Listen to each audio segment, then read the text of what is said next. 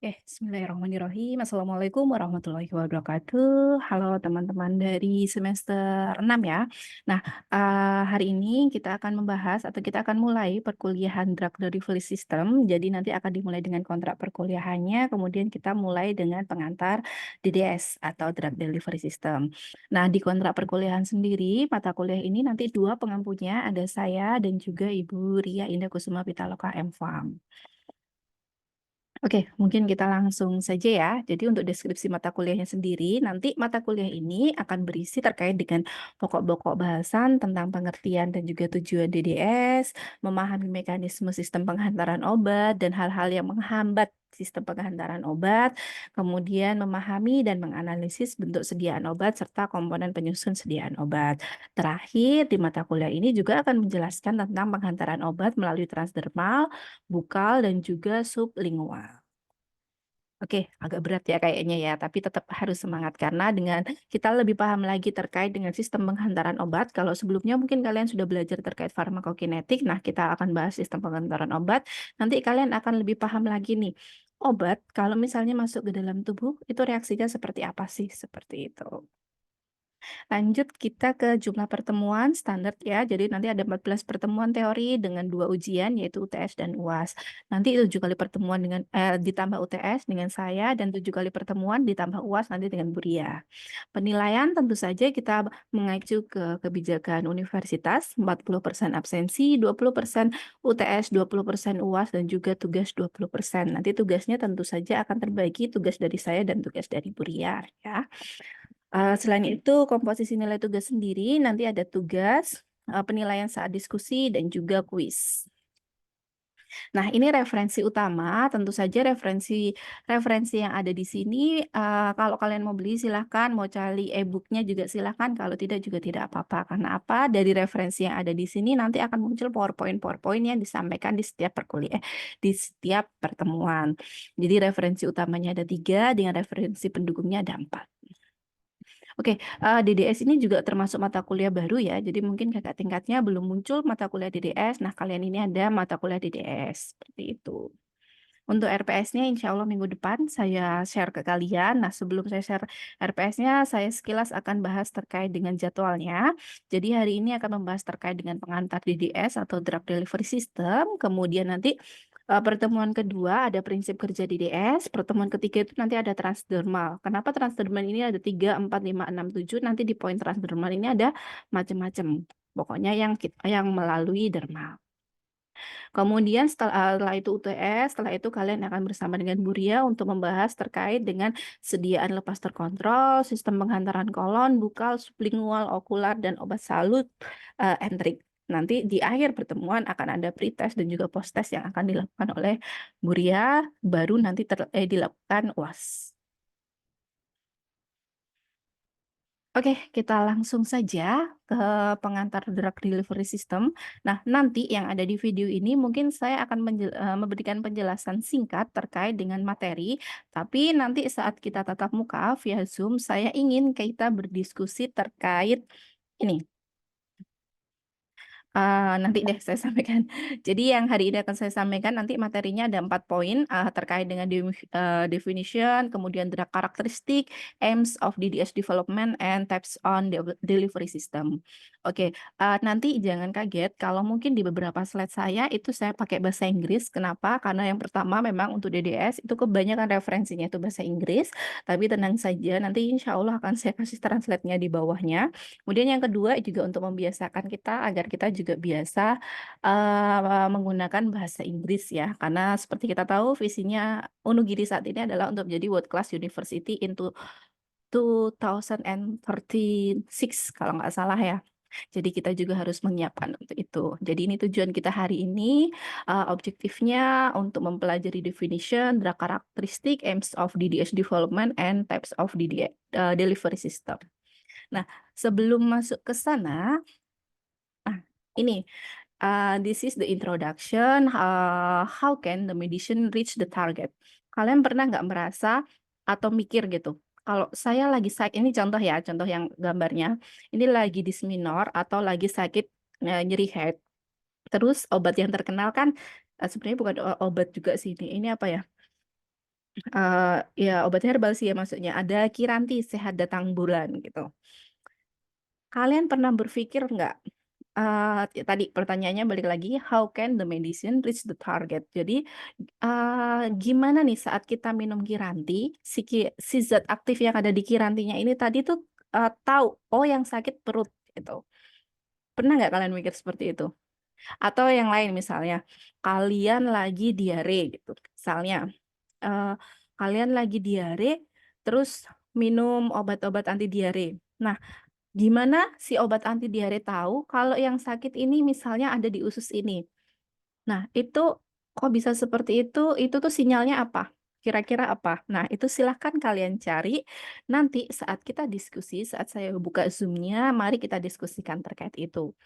Tidak ada yang benar, tidak ada yang salah dalam artian karena saya bilang diskusi, jadi silahkan nanti kalian cari sebanyak-banyaknya kira-kira tadi how can the medicine reach the target. Jadi gimana atau bagaimana si obat tadi mencapai ke targetnya? Caranya itu gimana? Oh, misalnya nanti kalian menemukan jawabannya, ya namanya obat sakit kepala ya dia akan langsung masuk ke kepala Bu misalnya. Ya enggak apa-apa, kalian silahkan menuliskan itu, nanti pas diskusi akan saya tanya satu-satu. Jadi biar diskusinya lebih hidup lagi. Oke, itu nanti silahkan dicari jawabannya, kemudian saya akan memberikan penjelasan terkait dengan objektif tadi. First one is about definition. Nah, definition of DDS, DDS are a broad area that includes targeted system as well as system that provide controlled release of the drug. Jadi kalau misalnya gambarnya, intinya tuh ini.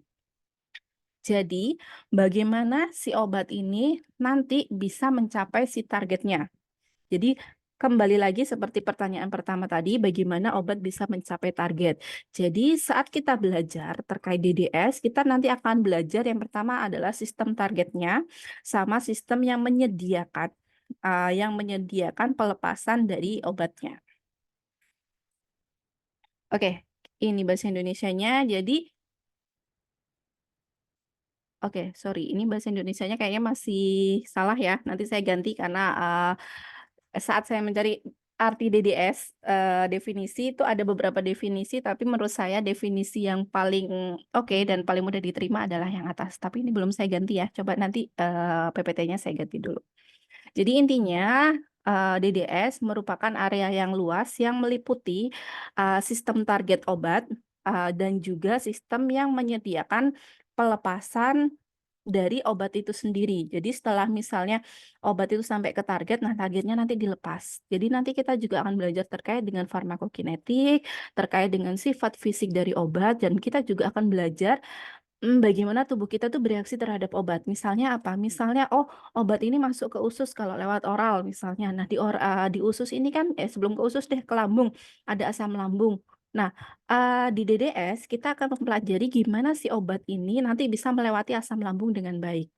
Gimana sih kita nanti membuat obat ini nanti semakin efektif.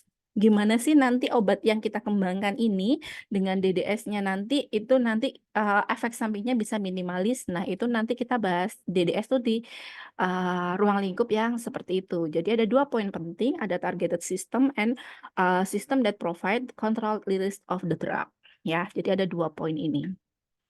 Kemudian kita lanjut ke yang kedua, the second is the aims of DDS development. Jadi untuk apa kita mengembangkan sistem penghantaran obat itu? Jadi kalau kita balik ke 2 poin yang didefinisi tadi, jadi tujuannya itu ada 2. The first one is increase of effectiveness and reduce unwanted side effect. Kalau ini nggak ada bahasa Indonesianya ya, karena gampang.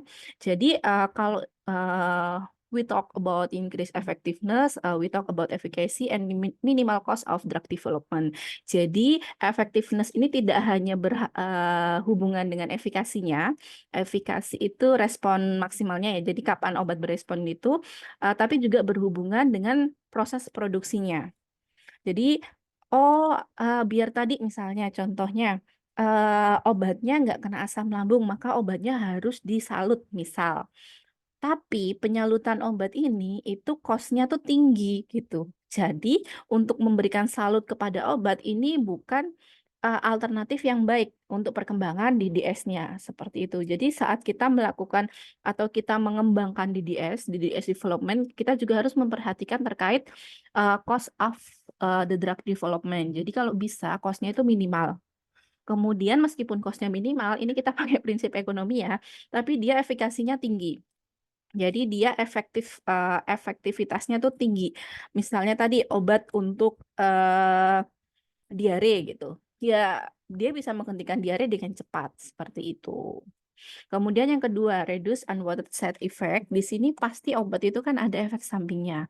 Nah, di DDS kita juga akan belajar bagaimana kita mengembangkan sistem penghantaran obat di mana nanti efek sampingnya itu bisa minimal. Efek samping minimal hubungannya dengan apa? Dengan keamanan.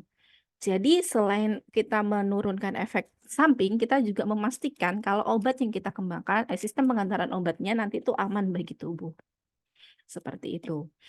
Nah, di DDS ini biasanya ini ya, ada beberapa poin yang harus diperhatikan, tapi, kalau menurut saya pribadi yang lebih, detailnya itu intinya di 2 poin ini. Jadi meningkatkan efektivitas dan menurunkan side effect atau, ya menurunkan side effect.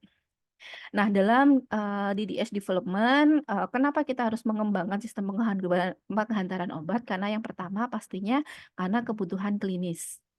Kemudian karena memang ada obat-obat yang, challenging itu apa ya, tantangan dari obat itu sendiri gitu. Kemudian juga bisa, mmm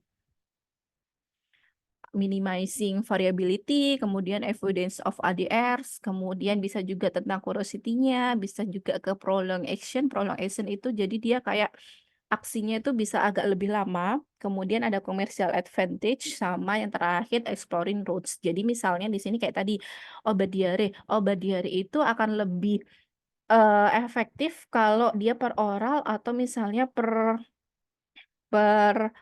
lewat lewat non oral seperti itu. Nah, itu nanti kita akan belajar di sistem, development of DDS.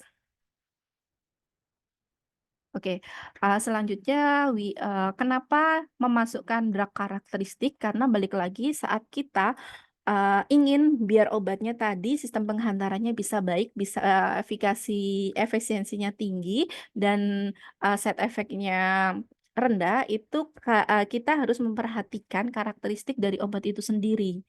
Nah, physicochemical properties atau karakteristik dari fisikokimia ya, fisik dan kimia dari drug atau obat itu ada banyak yang harus kita perhatikan. Kita mulai dari, sini. Jadi kalau kita baca mungkin dari 1, 2, 3, 4, 5, 6, 7, 1 sampai 7 ini berhubungan dengan obatnya, yang poin ini berhubungan dengan, organ pada tubuh kita. Jadi, ya misalnya stabilitas obat. Nah, stabilitas itu seperti apa? Nah, obat pas masuk sama pas sampai ke site of action-nya itu harus, tetap sama misalnya bentuknya seperti itu, atau tidak begitu misalnya zat aktifnya, jumlahnya harus tetap sama. Jadi kita harus perhatikan terkait dengan stabilitas obat. Kemudian yang kedua permeabilitas. Yang ketiga ada, molecular weight and diffusivity, sorry. Jadi lebih ke berat molekul sama kemampuan berdifusinya, kemudian kemampuan larutnya, aqueous solubility, pH dan juga pKa, karena apa? Tentunya nanti kan kalau kita, sesuatu yang masuk dalam tubuh, tubuh kita tuh pH-nya beda-beda ya, di bagian sini asam, di bagian sini basa misalnya. Nah, kita juga harus memperhatikan pH dan pKa-nya. Kemudian kita juga memperhatikan ionization and unionization, jadi mana yang, bisa dilakukan ionisasi dan tidak, kemudian koefisien partisinya berapa. Kalau kita sudah memperhatikan ini semua, oh kita bisa nih mengembangkan obat, misalnya obatnya kayak gini aja nih, obat bentuk A nih, prototipenya A ini. Kenapa? Karena dia nanti stabil, berat molekulnya baik, pH-nya bisa nanti sampai ke sini, misalnya seperti itu. Nah, kalau sudah itu semua kita perhatikan, kita juga harus memperhatikan mechanism and absorption site. Maksudnya apa? Jadi obat ini akan diabsorpsi di mana? Mekanismenya bagaimana? Ada nggak misalnya mekanisme di bagian itu. Misalnya dia diabsorpsinya di bagian, bawah lidah misalnya. Nah, di bagian bawah lidah ini ada nggak mekanisme tubuh kita yang bisa merusak obat tadi? Misalnya seperti itu. Oh, di bawah lidah itu dia ada, mungkin masih ada enzimnya. Nah, di enzim ini ternyata dia akan merusak ini, misalnya seperti itu. Nah, itu yang harus diperhatikan. Atau sebaliknya, set of, absorption-nya ada di usus misalnya. Nah, di usus ini ada pertahanan tubuh apa yang di usus, kira-kira terus pertahanan tubuh kita ini kalau misalnya ada, benda asing ya, itu merusak obatnya atau tidak. Nah, itu juga harus diperhatikan. Jadi, drug karakteristik ini adalah penting saat kita mengembangkan obat dan, dalam sistem penghapusan obatnya nanti. Oke, selanjutnya terakhir adalah, types of delivery system, jadi jenis-jenis sistem penghantaran. Jenis-jenisnya itu ada 6, jadi ada control releases, DDS nanti yang akan dibahas, sama Bu Ria ya kalau nggak salah ya, sama target DDS, kemudian ada DDS with particle. Nah, DDS with particle ini di beberapa bagian atau di beberapa pengembangan biasanya arahnya adalah partikel-partikel seperti gold nanoparticle, kemudian solid lipid nanopartikel, seperti itu. Kemudian ada protein and prodrug based DDS. Jadi DDS yang berbasis pada protein dan juga prodrug. Kemudian ada non-oral DDS, tadi ya ada, rektal, bukal seperti itu, kemudian ada gastroretentif DDS. Nah, biasanya yang paling banyak kalau kalian belajar terkait DDS itu targetnya adalah liposom, biasanya. Nah, sehingga di sini gambarnya kalau kita bahas DDS nanti arahnya adalah ke liposom, kemudian ada ke neosom. Nah, kalau sudah ada kayak nanopartikel, biasanya nanti namanya adalah DDS with particle.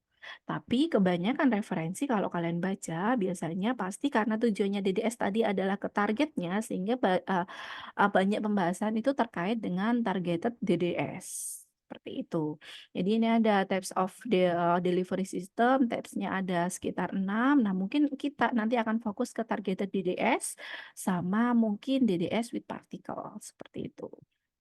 Oke, mungkin dari saya itu terkait penjelasan materinya. Terima kasih. Insya Allah, see you next week. Kemudian for this meet, don't forget to screenshot this video and upload in your social media, or if you or you can upload in media sosialnya kelas kalian.